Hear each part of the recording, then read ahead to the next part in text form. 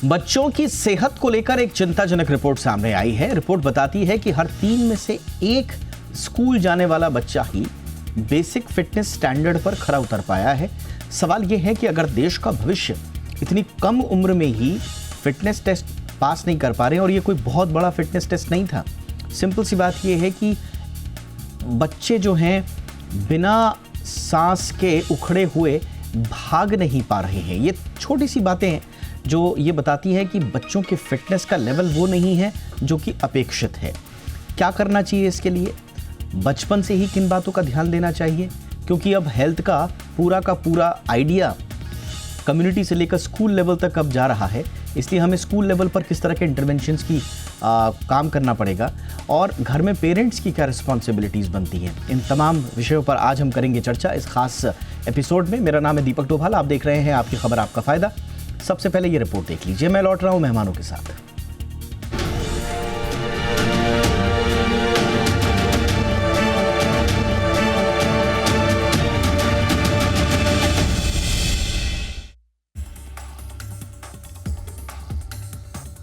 देश का भविष्य क्लासरूम में पढ़ रहा है, लेकिन उसकी सेहत मैदान में हार रही है। भारत के स्कूलों से आई एक रिपोर्ट ने सबको चौंका दिया है। तस्वीर यह है कि हर 3 में से सिर्फ 1 बच्चा ही फिटनेस के बुनियादी पैमानों पर खरा उतर पा रहा है। देश के 112 शहरों के 333 स्कूलों में पढ़ने वाले 1,40,000 से ज्यादा बच्चों पर की गई स्टडी में सामने आया कि सिर्फ 34% बच्चे ही एरोबिक फिटनेस के मानक पूरे कर पा रहे हैं।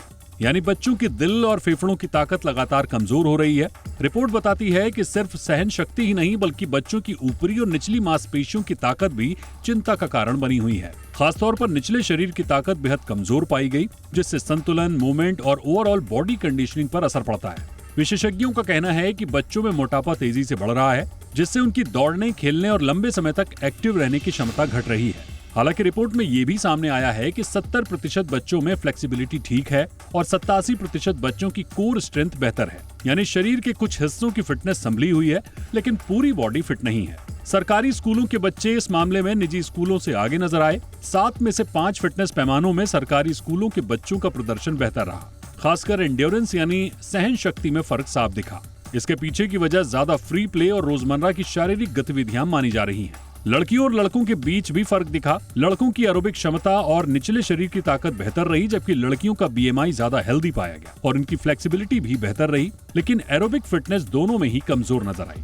रिपोर्ट ये भी बताती है कि कोरोना काल में बच्चों की फिटनेस को बड़ा झटका लगा। 2020 में जहां फिटनेस लेवल 70.5% था, वो 2022 में गिरकर 56.2% रह गया। स्कूल खुले तो स्थिति सुधरी और 2025 तक फिटनेस स्तर करीब 85% तक पहुंच गया।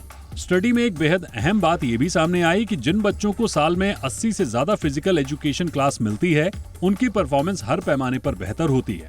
एक्सपर्ट्स साफ कहते हैं कि एक्सरसाइज को विकल्प नहीं, बल्कि रोजमर्रा की जरूरत बनाना होगा। डाइट भी बड़ी वजह बन रही है।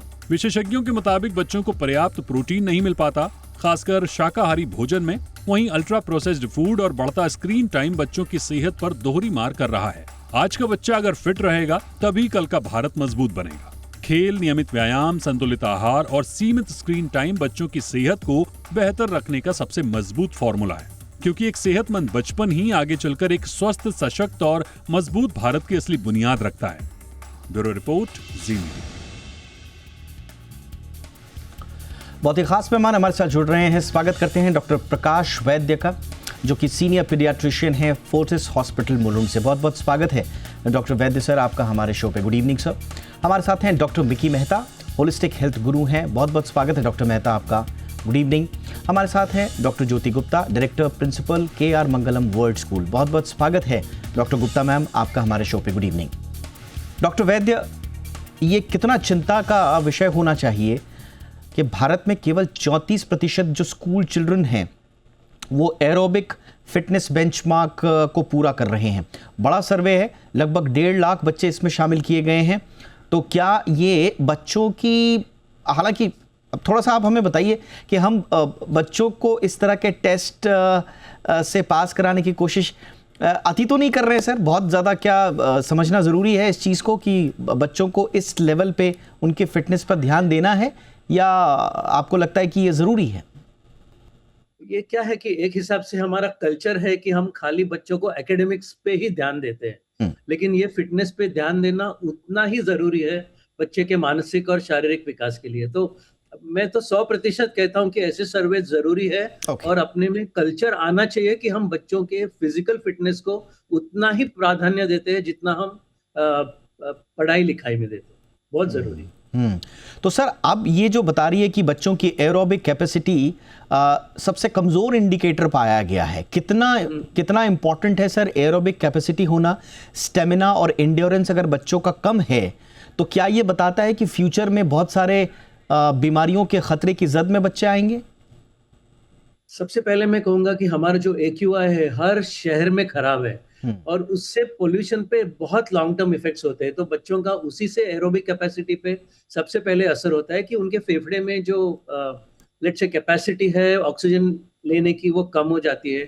और ये लॉन्ग टर्म बच्चों को जितना हम प्रोडक्टिविटी बोलते हैं कि हमारे देश की जो प्रोडक्टिविटी है, बच्चा कितना काम कर सकता है, कितना फोकस कर सकता है, ये सब पे बुरा असर होता है अगर हमारी एरोबिक कैपेसिटी कम है। और ऑफ कोर्स हमारी स्पोर्ट्स, एक हाथ दो स्पोर्ट्स छोड़े तो हमारा देश तो स्पोर्ट्स में बहुत ही बैकवर्ड है।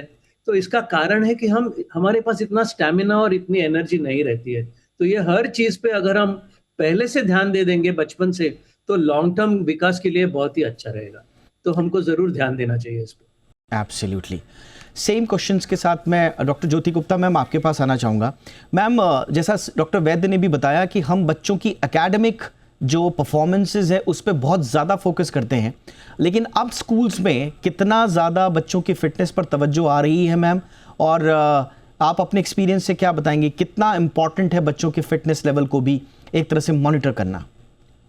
देखिए, नई शिक्षा नीति 2020 जो आई है और नया करिकुलम फ्रेमवर्क जो आया है, नया पाठ्यक्रम जो आया है 2022 में और 2023 में फाउंडेशनल स्टेज और स्कूल एजुकेशन में, उस पे साफ तौर पे लिखा गया है कि स्पोर्ट्स या परफॉर्मिंग आर्ट्स या विजुअल आर्ट्स ये सब करिकुलम पाठ्यक्रम का ही पार्ट है। ये एक्स्ट्रा करिकुलर या को करिकुलर एक्टिविटीज नहीं है। बच्चे खेलते खेलते एकेडमिक्स भी सीखेंगे और रोज एक पीरियड फिजिकल एजुकेशन का देना है बच्चों को। मतलब बच्चे हफ्ते में एक पीरियड में नहीं खेलेंगे बल्कि रोज एक पीरियड में खेलेंगे। और इसके लिए नया जो टाइम टेबल है वो भी बनाया गया है, एक एग्जाम्पलर के तौर पे दिया गया है। और मैं ये बताना चाहूंगी कि मैं 2011 से अपने KR मंगलम में और पहले मैं दिल्ली पब्लिक स्कूल गाजियाबाद में थी और श्रीराम यूनिवर्सल स्कूल में भी जो मैं देखती हूँ उसका भी निर्देशन करती हूँ। इन सब जगहों पे हम लोग सुबह 1 घंटा खेलने को देते हैं। ये स्कूल्स 6 घंटे की जगह पे 7 घंटे काम करते हैं और सभी बच्चे कोई ना कोई स्पोर्ट, डेडिकेटेड स्पोर्ट चूज करते हैं। सुबह करीबन 22 कोचेस आते हैं जो कि बच्चों को अलग अलग गेम्स खिलाते हैं। किसी भी कोच के पास 40 से 45 बच्चे होते हैं, चाहे वो फुटबॉल है, बास्केटबॉल है, वॉलीबॉल है या। बट मैम क्या वो अप्रोच जो है बच्चों की या पेरेंट्स की, जिसमें फिजिकल एजुकेशन को एक तरह से फ्री पीरियड समझा जाता है, उसे या अक्सर कैंसिल कर दिया जाता है? हम ये प्रवृत्ति आज भी देख रहे हैं बहुत सारे स्कूल्स में कि शासन प्रशासन को दिखाने के लिए पीरियड तो लगा दिया, बट अक्सर उस पीरियड को या तो कैंसिल कर दिया जाता है या थ्योरी में कन्वर्ट किया जाता है। और जो हमारा एग्जाम सिस्टम भी है उसमें पूरा का पूरा फोकस एग्जाम्स पे है, होमवर्क पे है, मार्क्स पे है, एकेडमिक्स पे के बैकग्राउंड पे। तो क्या सोच में भी परिवर्तन आ रहा है मैम कि फिजिकल एजुकेशन को सीरियसली लिया जाए? बिल्कुल। तो मैं जो एक पीरियड की बात कर रही हूँ ये सुबह ही होता है। तो सुबह 7:30 से 8:30 9वीं से 12वीं के बच्चे खेलते हैं, फिर 8:30 से 9:30 छठी 7वीं 8वीं खेलता है और 9:30 से 10:30 जो है छोटे बच्चे क्लास 2 to 5 खेलते हैं। और 3 घंटे के लिए कोचेस बाहर से आते हैं और हम लोगों ने 15 कोचेस और स्पोर्ट्स टीचर्स स्कूल में रखे हुए हैं। और जैसे कि अभी हम बात कर रहे थे कि बच्चों में बैलेंसिंग की प्रॉब्लम है या उनमें हैंड आई कोऑर्डिनेशन की प्रॉब्लम है, इसीलिए हम 4 स्पोर्ट्स जो है नर्सरी से 5th तक ऑन अ मैंडेट इस सुबह के 1 घंटे के अलावा खिलाते हैं, जो कि टेनिस है, टाइकोंडो है, चेस है और स्केटिंग है। Yes ma'am, I am sorry to interrupt ma'am. I am sure कि KR मंगलम जिसमें आप हैं स्वाभाविक रूप से एक नामी गिरामी स्कूल है, वहाँ पर इस तरह की फैसिलिटीज़ और आपके डेडिकेशन पे कोई शक नहीं है मैम। मैं इन जनरल भारत में जो स्कूल्स की तो मैं पूरा उसी की बात इकोसिस्टम कर की रही बात हूँ। कर रहा हूँ, क्योंकि जी, बहुत सारे तो मैं स्कूल्स में वही तो मैम बताने जा रही प्लेग्राउंड ही नहीं है, सोच है लेकिन प्लेग्राउंड नहीं है, स्टाफ नहीं है, या खेल कूद से जुड़ी हुई एक्टिविटीज के लिए इंफ्रा नहीं है, इक्विपमेंट्स नहीं है, तो वहां पर कैसे सुधार होगा मैम? तो देखिए, पहले तो मैं ये थोड़ा सा कंप्लीट कर लूंगी। अभी जो होलिस्टिक प्रोग्रेस कार्ड्स हैं, उसमें सभी डोमेन्स के ऊपर जो है हम लोगों को बच्चों को एक तो डेवलप करना है, दूसरा असेस करना है। तो अन्नमय कोश की बच्चा खा क्या रहा है, प्राणमय कोश की वो सांस कैसे ले रहा है, फिजिकल एक्टिविटी कैसे है, मनोमय कोश मतलब उसकी जो मेंटल स्टेटस है वो कैसा है, मेंटल ग्रोथ कैसी है बच्चे की, और उसके बाद कॉग्निटिव डेवलपमेंट, विज्ञानमय कोश और फिर आनंदमय कोश। सो सभी डोमेन्स को हमको डेवलप करना है और उसको असेस करना है। तो होलिस्टिक प्रोग्रेस कार्ड में स्पोर्ट्स में बच्चा क्या कर रहा है, और स्पोर्ट्स सिर्फ फिजिकल फिटनेस के लिए नहीं है, Right, इमोशनल फिटनेस के लिए भी स्पोर्ट्स बहुत जरूरी है। अगेन मैम, फेलियर को कैसे हैंडल करना है उसके लिए भी अगेन मैम, बहुत सॉरी मैम, अगेन मैं आपको यहीं पर छोटा सा एक इंटरवेंशन में ये करना चाहूंगा। मैम जो आप बता रही हैं वो बहुत अच्छी पिक्चर है, स्वाभाविक रूप से हम करिकुलम में तो ये सब देख रहे हैं, बट धरातल पर अगर ये सारी चीजें उतरती तो इस सर्वे में हर तीसरा बच्चा सांसों से जद्दोजहद करता हुआ नजर नहीं आता मैम। बच्चों में तो ये सब ग्रोथ अभी स्टैमिना आया है नहीं ना? दिखता, बच्चों में मसल स्ट्रेंथ, जो अपर और लोअर बॉडी जो बहुत इंपॉर्टेंट है, लोअर बॉडी तो बच्चों की बिल्कुल ऐसा लग रहा है कि बेचारे बच्चे अंदर से खोखले हैं एक तरह से, उनका मसल, तो ये स्थिति नहीं दिखती मैम अगर जैसा आपने बताया वैसी परिस्थिति बहुत सब सारी जगह जगह नहीं चाहिए, योग करने के लिए बहुत सारी जगह नहीं चाहिए, एरोबिक्स करने के लिए बहुत जगह नहीं चाहिए, बहुत सारे ऐसे स्पोर्ट्स हैं, खो खो के लिए बहुत जगह नहीं चाहिए, भागने के लिए, टेनिस खेलने के लिए, स्केटिंग करने के लिए आपको बहुत सारी जगह नहीं चाहिए। इंटेंट होनी चाहिए, वही इंटेंट बिल्ड करने के लिए अब पाठ्यक्रम में इसका हिस्सा बना है नई scheme of Right, studies. ma'am. कल सीबीएसई जो है लॉन्च करने जा रहा है, और सभी स्कूल्स के पास मैंडेट होने वाला है, अभी भी मैंडेट है कि प्लेग्राउंड जरूरी है, एक पर्टिकुलर लेवल का प्लेग्राउंड जरूरी है। Correct. उसमें वॉलीबॉल खेला जा सकता है, थ्रो बॉल खेला जा सकता है, एक नेट लगा के बैडमिंटन खेला जा सकता है। तो इतने से जरूरी नहीं है कि आपके पास फुटबॉल फील्ड हो या क्रिकेट फील्ड हो, वो भी आप पार्क का बट कोई मैम भी ये नगर निगम का पार्क अडॉप्ट कर सकते हैं। Point taken ma'am. इस सर्वे में एक इंपॉर्टेंट चीज जो बात आई है, जैसे मैम ने भी कहा कि मैंडेटरी नहीं है, बट प्रॉब्लम ये है कि प्राइवेट स्कूल इस सर्वे के मुताबिक जो प्राइवेट स्कूल के बच्चे हैं उनका एंड्योरेंस लेवल कम देखा गया है बनिस्बत पब्लिक स्कूल के, और शायद ज़्यादा फ्री प्ले और मूवमेंट के उनके पास ऑप्शंस हैं। बट बहरहाल मैं आऊँगा मैम आपके पास। डॉक्टर मिकी मेहता हमारे साथ जुड़ चुके हैं। डॉक्टर मिकी मेहता, आप कैसे देखते हैं बचपन में ये जो फिटनेस का लेवल को लेकर जो हमारा डेडिकेशन और जो तवज्जो है, क्या आपको लगता है कि ये पर्याप्त है? देखिए, जैसे कि आपने अभी बताया कि पब्लिक स्कूल्स में स्वास्थ्य की उपलब्धि बहुत ही सर्वोत्तम है, और जैसे मेरे पहले जो मैडम ने बताया कि मनोमय कोश, आनंदमय कोश, ज्ञानमय कोश, ये सारी डेवलपमेंट्स, कल्चरिंग बहुत इम्पॉर्टेंट है। पहली बात तो फिटनेस एक ऑक्सीडेंटल वेस्टर्न टर्म है, स्वास्थ्य इज होलिस्टिक, ऑल कंप्लीटनेस, स्वयं में आस्था जिसको बोलते हैं, और स्वयं में आस्था ध्यान, साधना, प्राणायाम, व्यायाम से आती है, और खुले मैदान में खेल कूद करने से आती है, मिट्टी में खेलने से आती है, क्योंकि इम्यूनिटी वहीं से बढ़ती है। तो मनोबल, आत्मविश्वास और आध्यात्मिक ऊर्जा, ये सारी चीज़ें हमें ये सारी चीज़ों से उपलब्ध हो सकती है।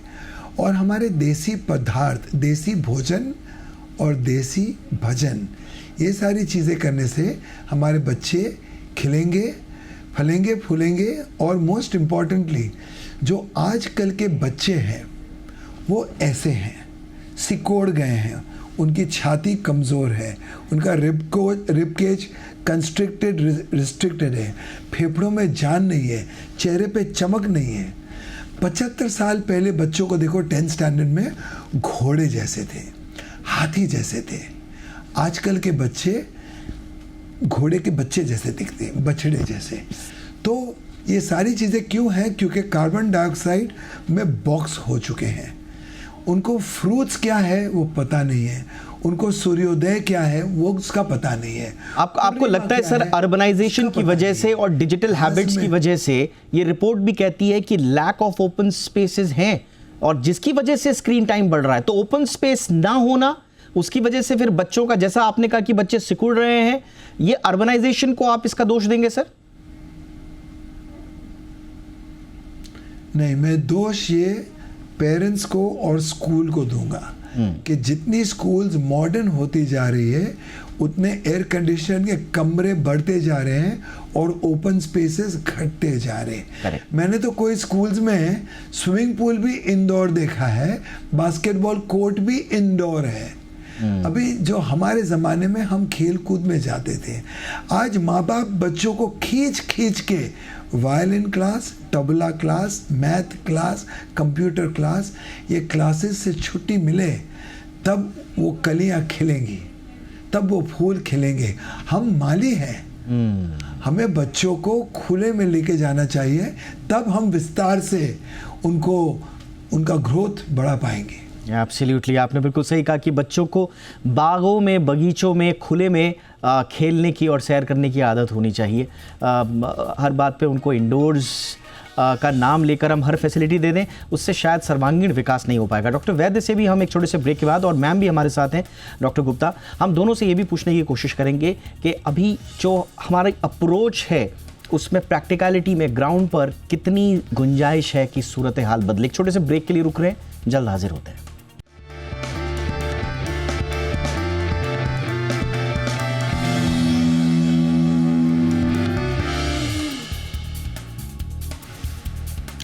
ब्रेक के बाद आपका स्वागत है। तो जो चर्चा हमारी चल रही है, ऐसा लगता है कि जो सर्वे भी जो बता रहा है, देखिए स्कूली बच्चों में अगर फिटनेस के लेवल उतने नहीं हैं जितने की अपेक्षा की जाती है, तो ऐसा देखिए उसमें ऐसा तो नहीं लगता है कि स्कूल हेल्थ को जानबूझकर इग्नोर कर रहे हैं, बट वो इग्नोरेंस जो वो डायरेक्टली नहीं आती है, सिस्टम ऐसा है कि संभवतः हेल्थ कहीं पीछे छूट जाती है। इसी पर हम चर्चा कर रहे हैं। डॉक्टर वैद्य सर बताइए, ये जो बहुत इंपॉर्टेंट बात जो डॉक्टर मिकी मेहता ने उठाई इंडोर्स गेम की, और सहूलियतों के नाम पर हर चीज़ आपको अवेलेबल तो करा दी गई है, लेकिन वो ओपन स्पेस नहीं है। इस रिपोर्ट में भी सिकुड़ते ओपन स्पेसेस का जिक्र है और संभवतः इसीलिए पब्लिक स्कूल्स को ज़्यादा मार्क्स दिए गए हैं क्योंकि उनका स्पेस थोड़ा सा खुला है। कितना इंपॉर्टेंट है सर ये खुले स्पेसेस और ये खुले में फिजिकल एक्टिविटीज़? तो इन शॉर्ट हम बोलेंगे कि प्लेग्राउंड से प्ले स्टेशन का जो जर्नी हुआ है वो पहले रिवर्स करना चाहिए। एंड जितने अफोर्डिंग पेरेंट्स है वो ज्यादातर बच्चों को इंडल्ज करके ये सब डिवाइसेस देते हैं। सो बेसिकली हमको 4 चीज पे ध्यान देना है कि क्यों बच्चे उनका फिटनेस लेवल नहीं है। फर्स्ट ऑफ कोर्स ये है कि मीडिया ज्यादा है, स्क्रीन टाइम ज्यादा है और कल्चर नहीं है कि बाहर जाके खेलना चाहिए। दूसरा डाइट, आजकल हमारा डाइट बहुत ज्यादा प्रोसेस्ड फूड में है। हमारी प्रोटीन जो चाहिए दिन में मिलने को बच्चों को, वो बहुत टाइम मिलती नहीं है। इट इज माल न्यूट्रिशन, मतलब ओबेसिटी हो जाती है लेकिन प्रोटीन कंटेंट बिल्कुल कम रहता है। तीसरी बात मैं कहूंगा कि जो अपना कल्चर है कि अपने को खाली एकेडमिक्स पे फोकस है, and one of the important thing जिस पे ज्यादा ध्यान नहीं देते हैं इज स्लीप। हमारे बच्चों को स्लीप टाइम कम है पहले से, विच इज वाई उनकी फिटनेस लेवल पे भी बुरा असर होता है, क्योंकि कम से कम बच्चे को 8 से 9 घंटा नींद मिलनी चाहिए। बच्चे सोते हैं 12 बजे और 6 बजे स्कूल के लिए उठ जाते हैं, तो उससे डेफिनेटली सेहत पे बुरा असर हो जाता है। तो मुझे लगता है ये चारों चीज पे, जैसे डॉक्टर मिकी मेहता ने कहा, होलिस्टिकली अगर देखेंगे तो ये चारों चीज पे सही ध्यान देना चाहिए। Absolutely. Doctor Gupta ma'am, school level पर एक जो समस्या आती है, ख़ास तौर से बतौर आप स्कूल की हेड डायरेक्टर, आप इस बात को भी महसूस करती होंगी या बाकी स्कूल्स में भी टीचर्स काफ़ी महसूस करते हैं कि कुछ बच्चे अपनी रुचि और रुझान के मुताबिक स्पोर्ट्स में उतने एक्टिव उनका पार्टिसिपेशन नहीं होता। और कई बार क्या होता है कि जो सिर्फ इंटरेस्टेड बच्चे हैं या स्पोर्ट्स में थोड़ा टैलेंटेड जिन्हें हम कहते हैं, सिर्फ उन्हीं को लेकर जो हमारे ट्रेनर्स हैं या इंस्ट्रक्टर्स हैं या टीचर्स हैं वो उनको स्पोर्ट्स एक्टिविटीज़ में संलिप्त करते हैं।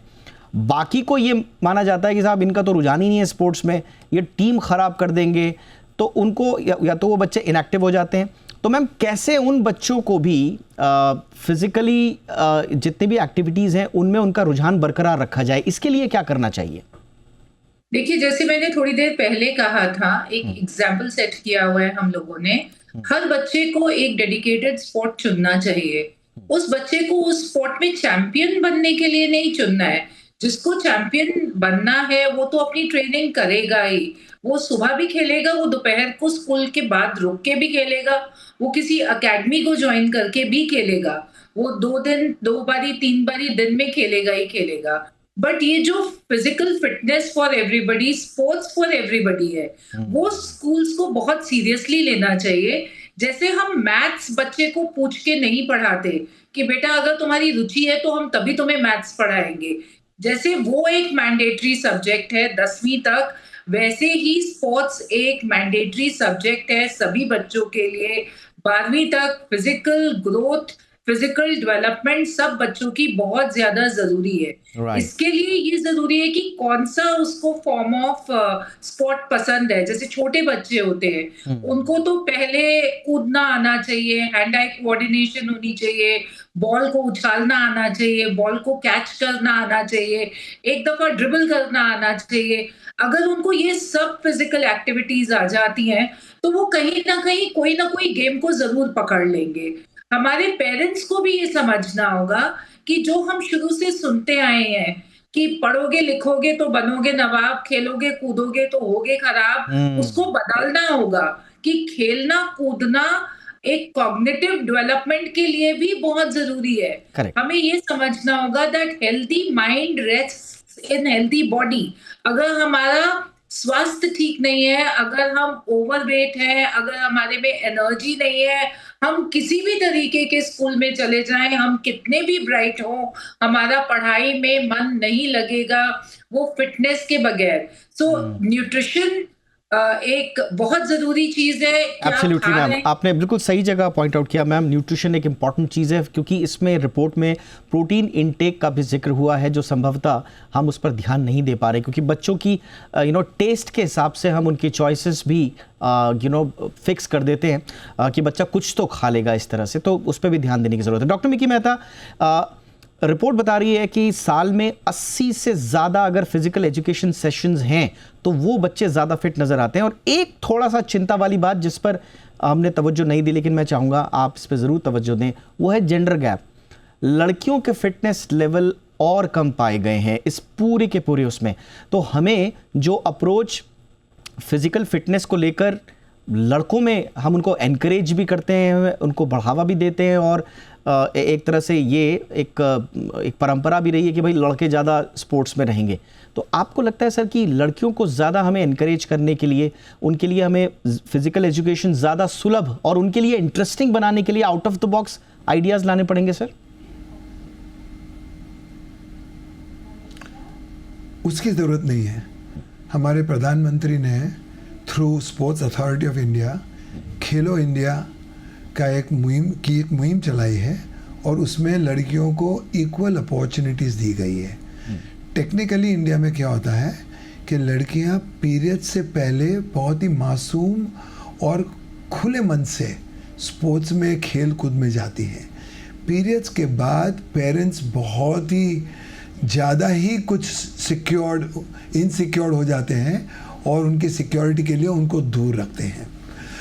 लड़कियों को इंडिया में प्रोत्साहित ज़्यादा नहीं किया जाता, उनको प्रेरणा ज़्यादा नहीं मिलती है, उनको इतना ही हक और खुल के खेलने के लिए आज़ादी नहीं दी जाती है। ये हमको एक सिस्टमिक चेंज लानी पड़ेगी, क्योंकि हमें जेंडर इक्वालिटी के साथ सारे बच्चों को समांतर एक ही नज़र से देखना पड़ेगा और स्पोर्ट्स को बढ़ावा देना पड़ेगा। Correct, absolutely sir. और हमें इस मानसिकता से भी बाहर निकलना पड़ेगा जो लोग ये सोचते हैं कि बच्चों के लिए, लड़कियों के लिए अपॉर्चुनिटी तो है, जो है वाकई में है, जैसा सर ने जिक्र किया, खेलो इंडिया में कोई बाध्यता तो नहीं है लिंग की, लेकिन अपॉर्चुनिटीज़ हैं, लेकिन इंटरेस्ट अगर नहीं बन रहा है, चाहे वो लड़के का नहीं बन रहा है, चाहे लड़की का नहीं बन रहा है, तो एनवायरनमेंट क्यों है ऐसा, वो हमें थोड़ा सा रूट कॉज को देखना पड़ेगा। जजमेंट हमारे बहुत होते हैं, बॉडी शेमिंग हमारी बड़ी होती है, स्किल अगर कम है बच्चों में, लड़के में या लड़की में, तो उनका एम्बैरेसमेंट होना, एक्सपोजर की कमी होना, comfort issue, uniform, safety, timing, इन सब पे हमें ध्यान देना पड़ेगा ताकि ये जो कोर इशू लेकर आई है ये रिपोर्ट, हम इसको एड्रेस कर पाएं। बहुत बहुत शुक्रिया इस बहुत ही महत्वपूर्ण विषय पर बातचीत करने के लिए। Thank you so much doctor Prakash Vaidya sir, आपने वक्त निकाला। Doctor Mickey Mehta, thank you so much sir. Doctor Jyoti Gupta ma'am, thank you so much ma'am for your time. Show में इतना ही, इजाजत दीजिए, अपना ख्याल रखिए, नमस्कार।